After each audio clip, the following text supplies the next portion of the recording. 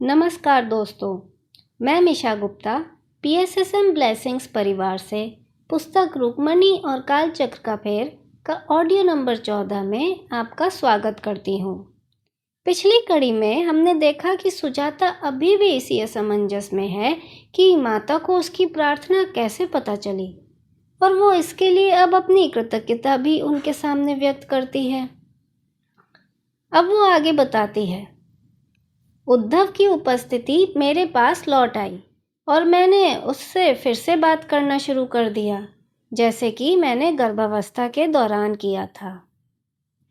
अंजलि ईशान को आशीर्वाद देने माता के साथ आई थी, परंतु कुछ दिनों बाद वह अकेली आई। अम्बा और काशनी बाहर थी, इसलिए मेरे पास उनसे एकांत में बात करने के लिए कुछ समय था। मैंने मासूमियत से पूछा, अंजलि, माता को मेरे सपने के बारे में कैसे पता चला? सुजाता, माता को समझने में समय लगता है। यहाँ तक कि जो लोग यहाँ लंबे समय से हैं, वे भी उनके तौर तरीकों को पूरी तरह से नहीं जानते हैं। जैसे तुमने आघात का अनुभव किया था, वैसा ही तुम्हारे पति ने भी किया था। अपने देह की मृत्यु के बाद कुछ समय के लिए वह भ्रमित था और नींद की अवस्था के अंदर और बाहर था। जब लोग इतनी अचानक और क्रूर तरीके से मरते हैं, तो कई बार देह से अलग होने के बाद कुछ समय वह सदमा उनके साथ रहता है। जब वह नींद से बाहर आता, तो वह तुम्हें ढूंढता और फिर उसी अर्धचेतन अवस्था में गिर जाता। यही कारण है कि आघात के बाद कुछ महीनों तक तुमने उसकी उपस्थिति अनुभव नहीं की, परंतु अंततः तुमने उसे अनुभव किया है ना? मैंने हाँ में सिर हिलाया। ईशान के जन्म के बाद तुम फिर से एक निराशा में घिर गईं और उद्धव की चेतना को बाहर कर दिया। वह तुम तक पहुंचने का प्रयास कर रहा था, परंतु ऐसा नहीं कर सका। हर किसी की मन की स्थिति ही होती है जो उसकी ग्रहणशीलता को निर्धारित करती है। एक बार जब तुमने प्रार्थना की, तो माता ने तुम्हारी नकारात्मकता मुक्त की ताकि उद्धव तुम तक पहुंच सके। वह तुम्हारे लिए उपस्थित रहने लगा, परंतु एक समय के बाद सुजाता, तुम्हें उसे मुक्त करना होगा। तुम्हें उसे आगे बढ़ने देना चाहिए, क्योंकि उसे अपना काम करना है। उसे पकड़कर मत रखो। अंजलि, अब मेरा क्या होगा जब ईशान का जन्म हो चुका है? माता ने कहा था कि मैं बच्चे के जन्म तक यहीं रहूंगी। मैंने इस बारे में माता से बात की है। तुम्हें यहाँ पर्याप्त समय तक रहना होगा। तुम सुमति से मिली हो, है ना? अब वह इस जगह की देखरेख की जिम्मेदारी संभालेंगी, क्योंकि मुझे माता के साथ जाना है।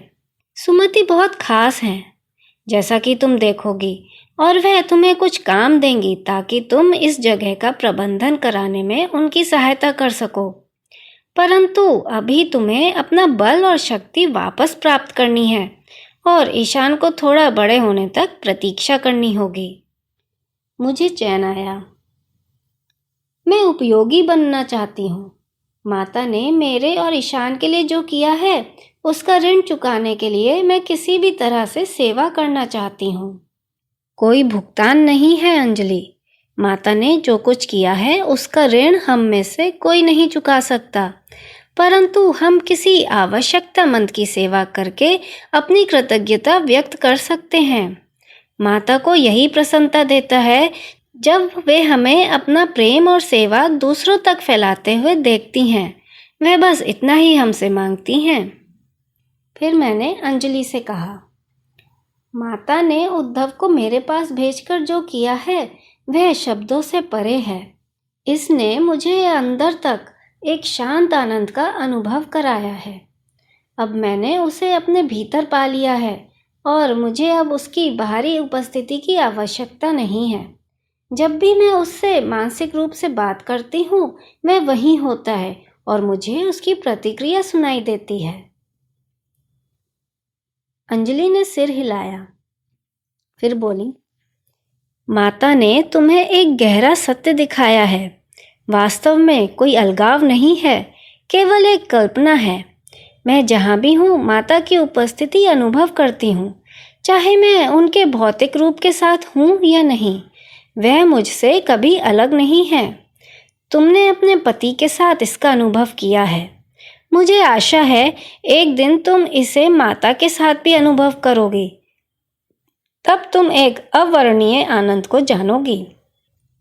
फ्रेंड्स, सरल भाषा में इसको समझें तो इसका मतलब है कि हम सभी एक दूसरे से जुड़े हैं। हम सभी एक चेतना का हिस्सा हैं। जब हम किसी प्रियजन की मृत्यु का अनुभव करते हैं तो उनकी चेतना अभी भी हमारे साथ रहती है। हम उन्हें अपनी उपस्थिति के रूप में महसूस कर सकते हैं। यह एक गहरा सत्य है जो हमें जीवन के अर्थ और उद्देश्य को समझने में मदद करता है। अंजलि ने विदा ली और एक बार मैं उनकी बातों पर विचार करती रह गई। अब मेरी समझ में आने लगा था कि माता कोई साधारण स्त्री नहीं थी, जैसे कि मेरी माँ ने कई बार कहा था, परंतु उनकी शक्तियों की सीमा क्या थी, इसका मुझे कोई अंदाज नहीं था। मैं अपनी शक्ति बढ़ाती रही और नन्हा ईशान बढ़ता रहा। 3 महीने बीत गए। सुमति कई वर्षों से महिला निवास में सहायता कर रही थी, परंतु अब वह अंजलि की जिम्मेदारियों को संभालने लगी और मुझे जल्दी पता चला कि वे अंजलि की तरह ही थी। उनकी उपस्थिति शांत और प्रेमपूर्ण थी। ऐसा लगता था जैसे कुछ भी उन्हें चिंतित नहीं कर सकता था। यहाँ तक कि जब बिस्तर भरे होते थे तब भी वे हमेशा किसी अन्य महिला के लिए जगह ढूंढ लेती थीं और हमेशा सभी की देखभाल करती थीं। वह मेरी माँ की पीढ़ी की माता की आयु की करीब अंजलि से थोड़ी ही छोटी लगती थीं। सुमति एक जीवंत महिला थी, छोटे कद की और गठीली। उनके कोमल नेत्र एक सौम्य चिंता व्यक्त करते थे। भूरे रंग से छिड़के हुए उनके काले बालों को एक चोटी में बुना गया था, जिसे उनके सिर के पीछे लपेटा गया था और एक साधारण तरीके से बांधा गया था। उनके चमकीले नेत्रों और हमेशा उपस्थित रहने वाली मुस्कान को छोड़कर उनका रूप सादा था। जब मैंने अम्बा से उनके बारे में पूछा तो उन्होंने कहा कि वह सुमति के इतिहास के बारे में कुछ नहीं जानती है, परंतु अंजलि के अतीत के बारे में कुछ जानकारी रखती है, लेकिन वह उसे मेरे साथ साझा नहीं करेंगी। उनका कहना था कि अंजलि मुझे स्वयं बताएंगी। उनकी कहानी बहुत असाधारण है और वह मुझे बहुत ध्यान से सुननी होगी। अम्बा अनन्य रूप से ईशान की देखभाल कर रही थी। मैं इसके लिए आभारी थी, परंतु उद्धव के सपने के बाद सब कुछ बदल गया। मैं उसे नीचे ही नहीं रख पाती थी। जब मैं उसे गले लगाती और हिलाती तो अम्बा एक मुस्कान के साथ मुझे देखती। एक दिन उन्होंने उदासी और निराशा के मिश्रण के साथ मुझसे कहा, सुजाता, अब तुम मेरे बिना भी काम चला सकती हो। मैं घर जाने के लिए तैयार हूँ। घर जाने के लिए? ये क्या कह रही हैं आप? मेरे पति मेरी वापसी पर दबाव दे रहे हैं। मैंने अंजलि से कहा कि मुझे तब तक रहने दो जब तक तुम स्वयं ईशान की देखभाल करने के लिए तैयार नहीं हो जाती। अब तुम तैयार हो सुजाता, मैं अब और देर नहीं कर सकती। परंतु क्या आप ठीक हो? मैंने उनकी सच्ची भावनाओं को निर्धारित करने का प्रयास करते हुए पूछा। मैं यहाँ 1 साल रही हूँ। मेरे पति ने सभी शर्तों को पूरा किया है। बिना मदिरा के 6 महीने रहे हैं, या ऐसा वह दावा करते हैं। मुझे नहीं पता कि जब मैं घर जाऊंगी तो क्या होगा, परंतु बच्चों के लिए मुझे इसे परखना होगा। मुझे अपने बेटों की याद आती है और उन्हें अपनी माँ के बिना नहीं रहना चाहिए। माता ने भी मुझसे कहा कि वह ऐसे व्यक्ति हैं जिनसे मुझे स्वयं निपटना चाहिए। मैं उनसे हमेशा के लिए नहीं भाग सकती हूँ।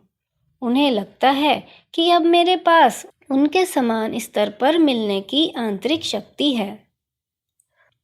देखते हैं क्या होता है, समय ही भविष्य बताएगा। परंतु मुझे लगता है कि मेरे यहाँ आने का एक कारण है।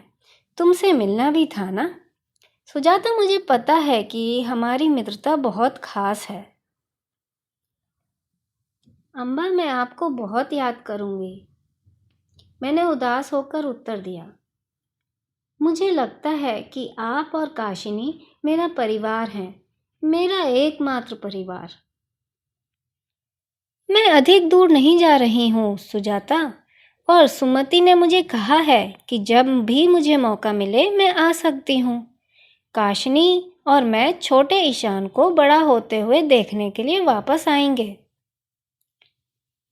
काशिनी के अश्रुपूर्ण आपत्तियों के बावजूद वह और अम्बा चले गए और ईशान और मेरे पास पूरा कमरा आ गया। अब वही हमारा घर था।